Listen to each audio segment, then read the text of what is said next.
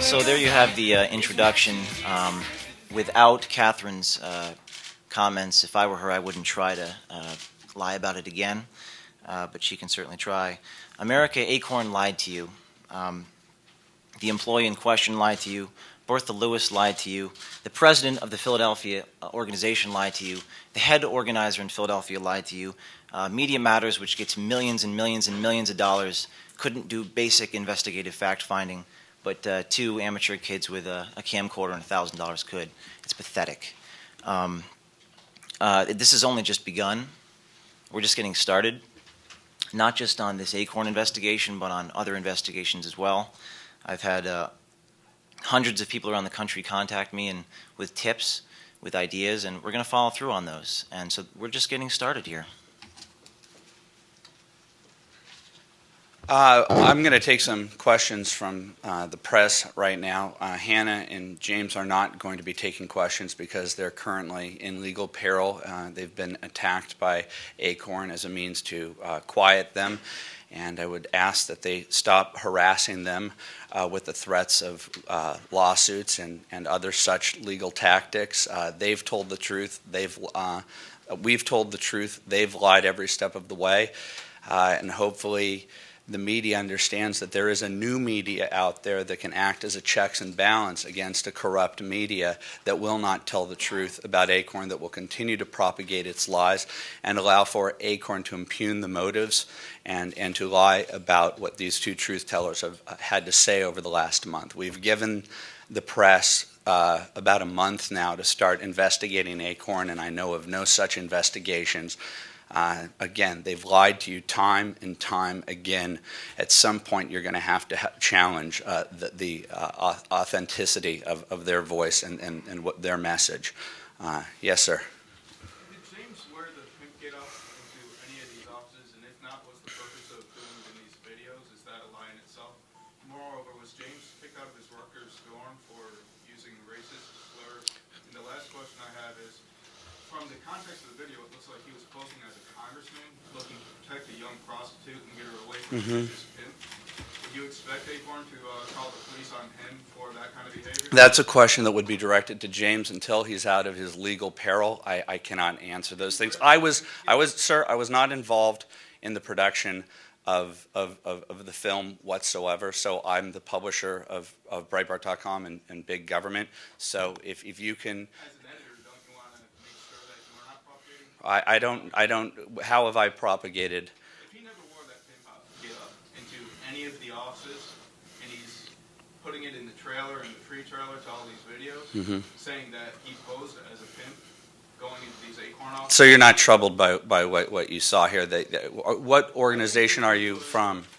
I run my own blog called CookingDope.com. I also write for the Huffington Post from time to time. Well, these are questions that can be that can be posed to them when they're out of the threat of a lawsuit, and that's a very important issue. Next question, based upon my answer. Thank you. You're welcome. Yeah, just to pick up on his apparent theme there. The implication being, this is the motives behind this, as one representative alluded to, are racist, as if these two white people are going into the inner city to pick on, quote, unquote, poor, uneducated blacks. I was struck by how sophisticated these, quote, unquote, poor, uneducated blacks were with their knowledge of tax law, circumvent. And I've seen you comment on that, actually, on PJTV. Could you? Well, Teresa Kelke is Caucasian. That person at ACORN was Caucasian, I believe. There was a Hispanic gentleman. I really don't like how this country has become so divided, into these separate camps. We've got gender studies, we've got African American studies, we've separated everything into this, how this relates to all the different races. I see this as a human issue, and throughout this entire issue, I've heard the media, including Jonathan Salant from Bloomberg, who introduced Bertha Lewis here, and said that he invoked the civil rights movement as he brought up ACORN's primary liar, as if she's some type of a martyr because she's African American. I take deep offense to the fact that she's using her race in an issue that has nothing to do with race. And in a month, what we've heard from ACORN is that they help low-income people. They've had a month to show us how, in fact, they do help low-income people. What I do know is that since this occurred, we found out that the Caucasian Americans, Wade Rathke and Dale Rathke, are at the higher echelons of ACORN. That Dale Rathke has allegedly embezzled anywhere between $1 million and $5 million of money said to be allocated towards African Americans and to other minorities.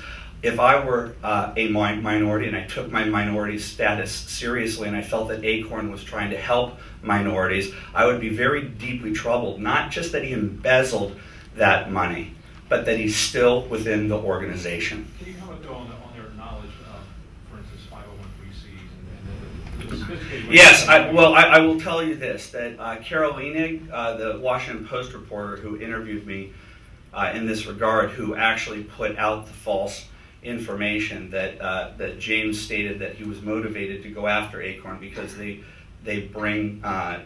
help register poor African American and Hispanics to register to vote, and they were forced to retract that. It was at this press conference that Bertha Lewis propagated that lie. Very deeply troubling. In that interview with Carol, she said to me, "Okay, you caught a couple dum-dums." Those were the terms that she used in my conversation. I said, "What makes you think that these people are stupid?" I don't see them as stupid at all. A matter of fact, they know a lot more about creating a 501c3 and the intricacies of tax code. In fact, I knew nothing of this stuff. Once you get past the absurdity of the premise of the pimp, the prostitution, the 13 to 15-year-old, underage hookers from El Salvador, what you have were some pretty savvy people who understood how to help them to skirt the law at every step of the way. We're now at a 5th video, and again, there are more.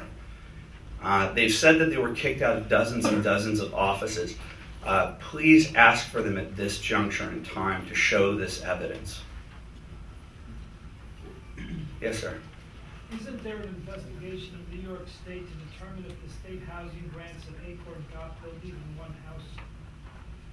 I don't know that. I don't know that. Ask that question. It's out there, and we'll put it up on Big Government if we can find that answer for you. Mr. Breitbart, I just want to clarify what you were using the matter role was a regarding Well, they're taunting James and Hannah, and they're putting out press releases and sending out blast faxes and blast emails to the mainstream media, continuing to perpetuate ACORN's lies. And as you saw, they used that video as a means to continue to propagate the lies that James and Hannah were kicked out. You do the math on what's going on with Media Matters. And I don't understand what their relationship is to ACORN and why they feel that they need to defiantly defend this organization and attack the truth tellers. I'd like to understand who's funding Media Matters, and why they're going after these people, and what John Podesta's current relationship is with the organization, because we were told that he was the sacrosanct vision behind overseeing the ACORN internal investigation. From my vantage, I sense that the ACORN internal investigation is a war room established to attack James, Hannah, and me, and that the threat of lawsuits, the threat of prosecutions, and in fact, the lawsuit filed against us in Baltimore is an intimidation of the press. And at a certain point, the press is going to have to realize that these type of tactics are going to hurt the press in general, not just us because you perceive our perspective is somehow incorrect or jaundiced or biased.